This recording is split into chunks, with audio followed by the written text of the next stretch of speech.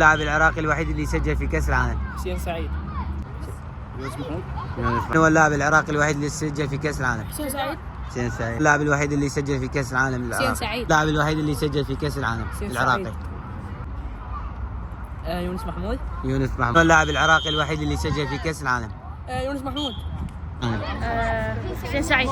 حسين سعيد. لاوي، من هو اللاعب العراقي الوحيد اللي سجل في كأس العالم؟ حسين سعيد. حسين سعيد. عبودي، من هو اللاعب العراقي الوحيد اللي سجل في كأس العالم؟ حسين سعيد. حسين سعيد. حسين سعيد. اللاعب الوحيد العراقي اللي سجل في كأس العالم؟ حسين سعيد. حسين سعيد.